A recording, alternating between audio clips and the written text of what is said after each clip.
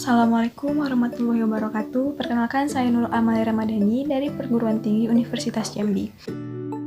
Perkenalkan, nama saya Melina Agustin, NPM 2001-032069. Perkenalkan, nama saya Dwi Istiqomah dengan NPM 2010-216 dari Universitas Jambi. Saya Ainin Azari dari UPN Veteran Jawa Timur, NPM 209. Nama saya Ambo Endeng dengan NPM 2000-1520 dari Universitas Jambi. Perkenalkan, saya Jenia Fitriani, NPM 2010-20164 dari Universitas Jambi.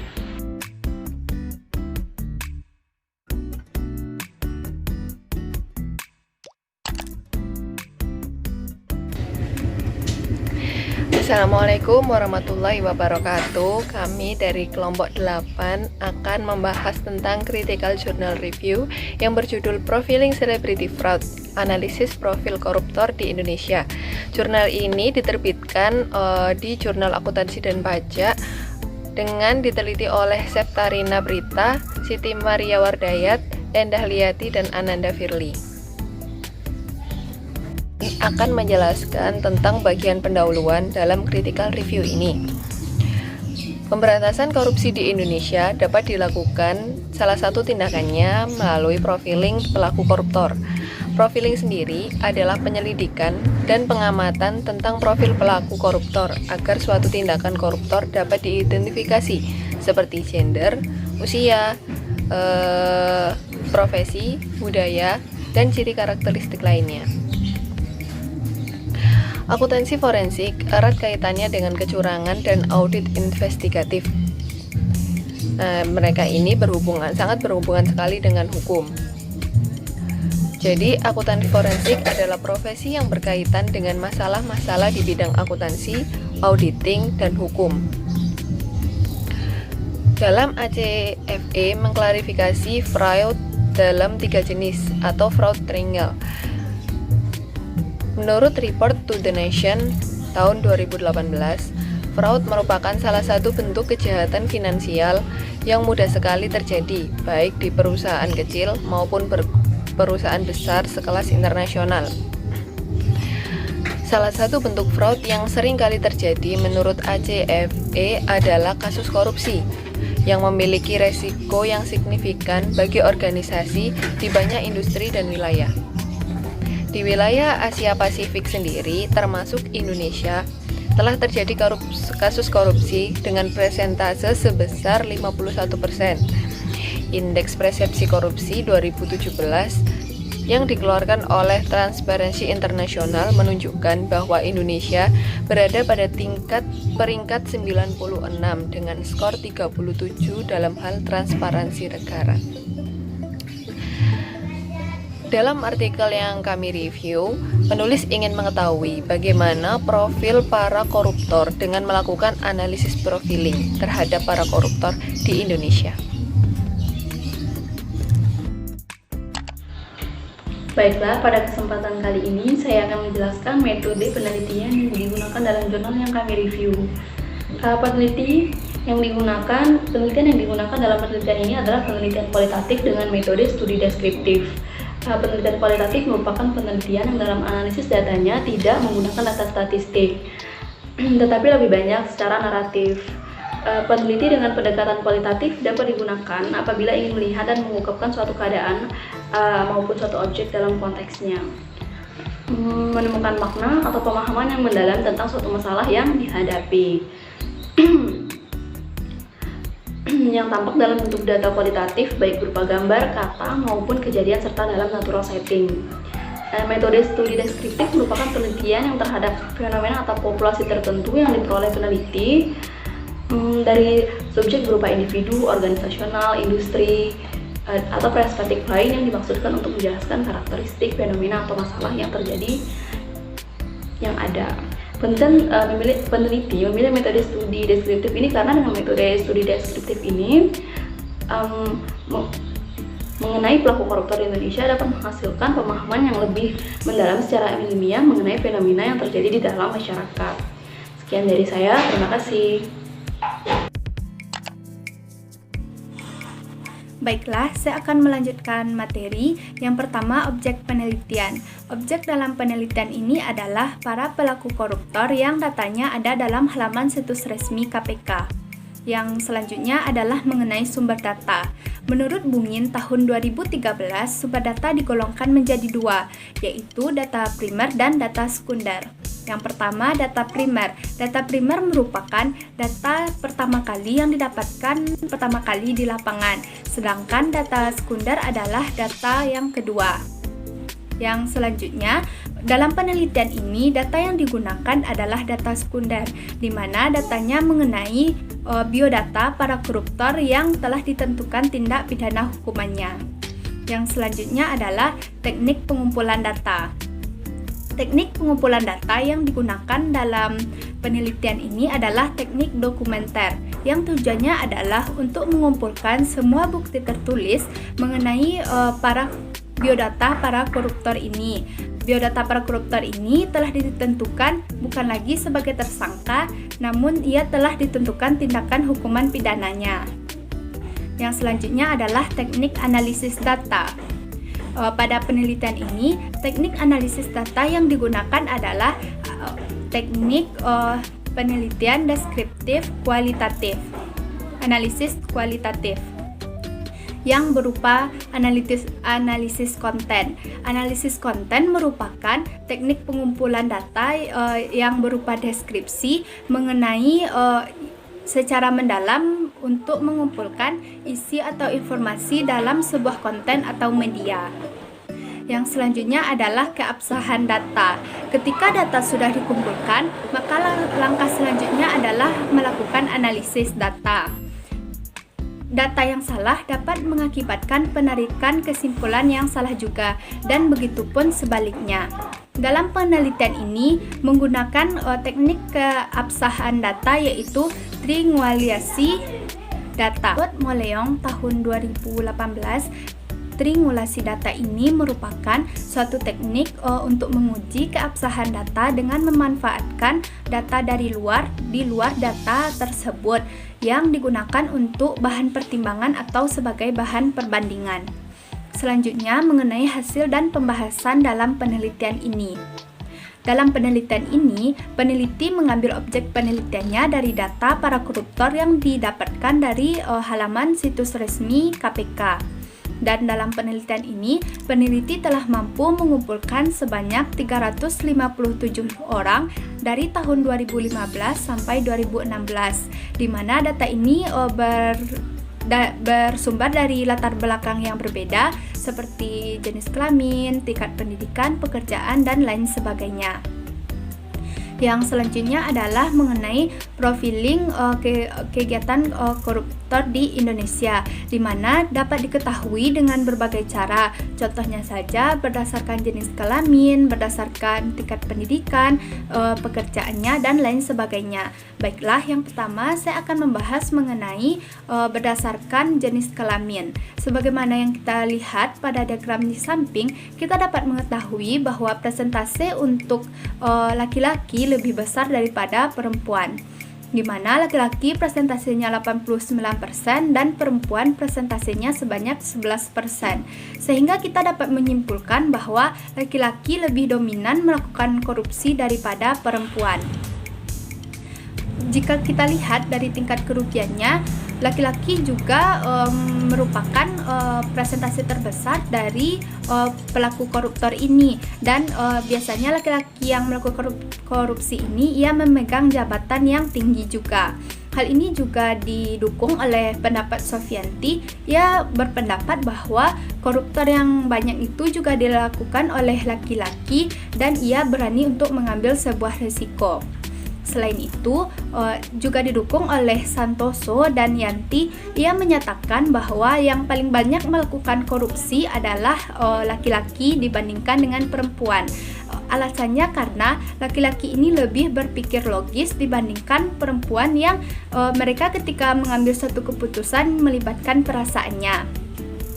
Laki-laki beranggapan bahwa mereka melakukan fraud atau tindak kejahatan karena adanya peluang atau kesempatan untuk melakukan fraud tersebut. Laki-laki yang berpikir logis akan lebih mudah untuk mengambil sebuah risiko dibandingkan perempuan yang membawa perasaan, sehingga perempuan merasakan takut, ada rasa takut dalam diri mereka ketika mereka melakukan tindak kejahatan atau fraud atau tindak ketidakjujuran. Sekian dari saya, terima kasih. Baik, di sini saya akan melanjutkan penjelasan dari teman saya terkait dengan profiling koruptor berdasarkan tingkat pendidikan. Nah, teman-teman, dari gambar samping bisa kita lihat di situ ada SD, SMP, SMA, diploma, S1, S2, dan S3, teman-teman. Nah, dari data profiling koruptor berdasarkan tingkat pendidikan, dari SD itu ada 0,37%, SMP 0,75%, SMA 8,58%, diploma 3,73%, S1 43,66%, S2 35,45%, dan S3 7,46%. Nah, dari data di sini yang paling tinggi untuk melakukan koruptor itu dari segi pendidikan itu adalah S1, teman-teman, yaitu 43,66%, hampir setengahnya itu dari S1 ya.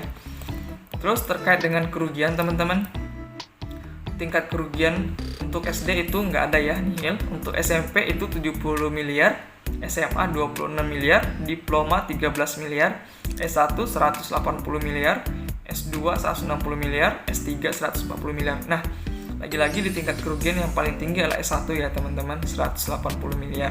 Nah, gambar di atas menunjukkan bahwa terdapat 4 kategori di atas dari SD, S1, S2, dan S3. Yang paling tinggi lakukan koruptor yaitu pendidikan S1 ya, dengan kerugian yang ditimbulkanlah 180 miliar. Nah, hal tersebut mengindikasikan bahwa para pelaku fraud atau koruptor tersebut bukanlah orang-orang yang memiliki tingkat pendidikan rendah, teman-teman, melainkan berlatar belakang pendidikan tinggi atau setara sarjana ke atas ya. Artinya, koruptor yang memiliki tingkat pendidikan tinggi maka akan mampu melakukan korupsi yang semakin tinggi juga, teman-teman. Hal tersebut juga menunjukkan bahwa orang-orang yang memiliki tingkat pendidikan tinggi tentunya memiliki kemampuan dan kekuasaan yang cukup tinggi untuk mencari celah dalam melakukan fraud, teman-teman. Nah, dari Albert et al. 2014 menjelaskan bahwa terdapat 4 aktivitas untuk melakukan fraud, untuk melawan fraud, yakni yang pertama adalah pencegahan fraud, yang dilakukan dengan cara mengambil langkah untuk menciptakan dan menjaga budaya jujur dan bernilai etika tinggi. Nah, untuk yang kedua itu ada deteksi fraud secara dini, yang mana yang dilakukan mulai dari mengidentifikasi gejala, indikator, dan tanda bahaya yang cenderung mengarah kepada fraud. Dan yang ketiga ada investigasi fraud, yang dilakukan dengan cara menyelidiki pada bagian mana terdapat gejala, indikasi maupun red flags bahwa fraud sedang atau akan terjadi. Nah, yang terakhir ada menindaklanjuti secara legal. Nah, maksud dari sini menindaklanjuti secara legal, hal ini dilakukan ketika setelah dilakukan investigasi, teman-teman, diketahui siapa pelaku dan bagaimana fraud dilakukan. Nah, selanjutnya itu ada profiling koruptor berdasarkan jabatan. Nah, jadi selain dari tingkat pendidikan, juga dari segi jabatan ya, teman-teman. Kalau dilihat dari gambar di sini, itu ada atasan, eksekutif, manajer, dan karyawan ya. Untuk eksekutif sendiri itu sekitar 49%, manajer 7%, dan sisanya 44% itulah karyawan ya. Jadi paling tinggi untuk koruptor dari segi jabatan itu adalah eksekutif sekitar 49%, kurang 1% mendekati 50% ya, teman-teman. Dan untuk tingkat kerugiannya itu tentunya eksekutif paling banyak ya, sekitar 859 miliar, sedangkan manajer cuma 13 miliar dan karyawan 311 miliar, teman-teman. Nah, berdasarkan gambar di atas, koruptor di Indonesia paling banyak menduduki jabatan eksekutif dalam instansi tempatnya bekerja, teman-teman. Nah, berdasarkan Statement on Auditing Standard SAS nomor 99 paragraf 8 menjelaskan bahwa manajemen memiliki kemampuan khusus untuk melakukan fraud. Hal tersebut dikarenakan manajemen berada pada posisi yang memegang kendali atas laporan keuangan, sehingga memungkinkan bagi manajemen untuk melakukan manipulasi catatan akuntansi, teman-teman. Dan selain itu juga bisa menyajikan informasi keuangan yang salah. Hal ini disebut juga dengan management of frauds. Nah, selanjutnya ada profiling koruptor berdasarkan jenis instansi ya, teman-teman. Gambar di sini juga menunjukkan bahwa berdasarkan jenis instansi, kejahatan korupsi banyak dilakukan oleh lembaga atau instansi pemerintah. Hal tersebut mengindikasikan bahwa Indonesia masih banyak dan seringkali terjadi penyalahgunaan wewenang ataupun jabatan oleh pemerintah negara maupun daerah. Nah, teman-teman, mungkin sekian dari saya. Mungkin nanti akan lanjutkan dengan teman saya yang lain. Terima kasih.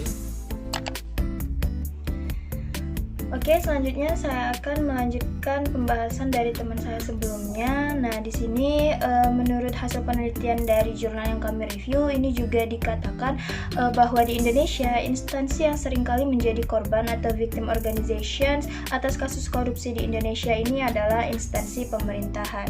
Melalui analisis terhadap organisasi yang menjadi korban atau victim organizations, maka dapat diketahui bahwa bentuk fraud yang terjadi.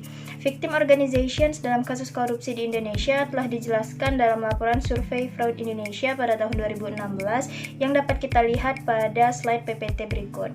Nah, dalam slide PPT tadi juga dapat dilihat bahwa korban peringkat pertama yang paling dirugikan karena korupsi yaitu pemerintah. Instansi atau lembaga pemerintah seringkali menjadi korban atas kasus korupsi.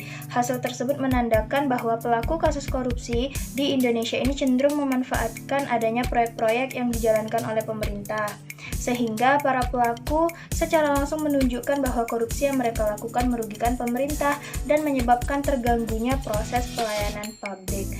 Kurniawan pada tahun 2009 juga menjelaskan bahwa sebagian besar kasus korupsi yang ditangani oleh KPK dengan persentase 77% adalah kasus korupsi atas pengadaan barang dan jasa. Kasus korupsi seperti ini terjadi baik di pemerintahan pusat maupun di pemerintahan daerah. Dalam kasus di Indonesia ini semakin jelas terlihat bahwa sasaran utama dari para koruptor ini adalah uang anggaran proyek milik pemerintah, baik itu pemerintah pusat maupun pemerintah daerah, yang seharusnya digunakan untuk pengadaan atau pembangunan fasilitas bagi kepentingan masyarakat. Seringnya kasus korupsi yang terjadi dalam instansi pemerintah ini dapat menunjukkan bahwa pemerintah memiliki sistem pengendalian yang kurang baik atau sistem pengendalian yang lemah. Nah, adanya kasus korupsi atas dana tersebut tentu akan berdampak besar, tidak hanya bagi pemerintah saja, melainkan akan berdampak juga kepada masyarakat yang kehilangan haknya untuk menerima pelayanan fasilitas publik. Umar pada tahun 2016 mengatakan bahwa kasus korupsi dapat disebut sebagai kejahatan luar biasa yang dampaknya dapat terjadi secara masif serta melampaui ruang dan waktu. Profiling yang dilakukan atas korban fraud dapat memudahkan akuntan forensik untuk mengetahui apa yang menjadi tujuan atau sasaran dari pelaku fraud tersebut. Nah, dengan adanya profiling terhadap korban juga dapat menjadi cara untuk mengetahui bagaimana fraud dilakukan. Data yang dihasilkan dari profiling korban ini juga dapat digunakan untuk mengetahui letak kelemahan dari organisasi yang menjadi korban atau victim organizations. Misalnya, seperti terdapat kelemahan pengendalian internal dari organisasi tersebut. Dan melalui profiling juga, organisasi dapat mengetahui langkah untuk meningkatkan sistem keamanan dalam organisasi mereka serta akan lebih berhati-hati terhadap risiko terjadinya fraud. Paget pada tahun 2015 mengatakan bahwa victim organizations yang telah menerapkan pengendalian anti-fraud dapat lebih meminimalisir kerugian dan waktu deteksi terhadap fraud dibandingkan dengan organisasi yang tidak menerapkan pengendalian tersebut. Profiling yang dilakukan atas korban fraud dapat memudahkan akuntan forensik untuk mengetahui apa yang menjadi tujuan atau sasaran dari tindak pidana korupsi tersebut atau tindakan fraud tersebut. Data yang dihasilkan dari profiling korban ini juga dapat digunakan untuk mengetahui letak kelemahan dari organisasi yang menjadi korban, misalnya seperti yang telah dijelaskan tadi, seperti pengendalian internalnya yang kurang baik ataupun ada kejanggalan di dalam suatu perusahaan atau organisasi. Melalui profiling ini, maka organisasi dapat mengetahui langkah-langkah dan sistem apa saja yang dapat digunakan untuk meningkatkan keamanan dan juga mengatasi tindakan fraud yang terjadi di kemudian hari. Selanjutnya akan dijelaskan oleh teman saya. Assalamualaikum warahmatullahi wabarakatuh. Perkenalkan, saya Nurul Amalia Ramadhani dari Perguruan Tinggi Universitas Jambi. Nah, di sini saya berkesempatan membacakan kesimpulan dari jurnal yang telah kelompok kami review. Ada beberapa kesimpulan yang telah saya dapatkan, yaitu yang pertama, berdasarkan penelitian mengenai profiling koruptor periode tahun 2005 sampai dengan tahun 2016, disimpulkan bahwa koruptor di Indonesia didominan oleh laki-laki dengan presentase sebesar 89%. Hal tersebut dikarenakan laki-laki merupakan pihak yang menguasai lingkungan kerja serta memiliki tekanan yang lebih besar dalam melakukan tindakan fraud. Pada kesimpulan kedua, yaitu hasil analisis koruptor berdasarkan posisi jabatannya menunjukkan bahwa koruptor yang berada pada posisi atasan atau eksekutif dengan presentasi sebesar 49% dikarenakan orang yang berada pada posisi tersebut paling tinggi tentunya yang memegang kekuasaan atau kendali besar atas manajemen maupun laporan keuangan dalam suatu perusahaan atau organisasi. Kesimpulan terakhir yang saya dapatkan yaitu hasil analisis koruptor berdasarkan instansi menunjukkan bahwa hasil jumlah koruptor yang paling banyak berada pada instansi pemerintahan dengan presentasi sebesar 72%. Hal tersebut dikarenakan mengindikasikan bahwa koruptor di Indonesia secara dominan banyak yang mengincar kekayaan yang dimiliki oleh negara. Itulah kesimpulan yang dapat kelompok kami sajikan. Jika ada kesalahan kata, saya mohon maaf. Wassalamualaikum warahmatullahi wabarakatuh.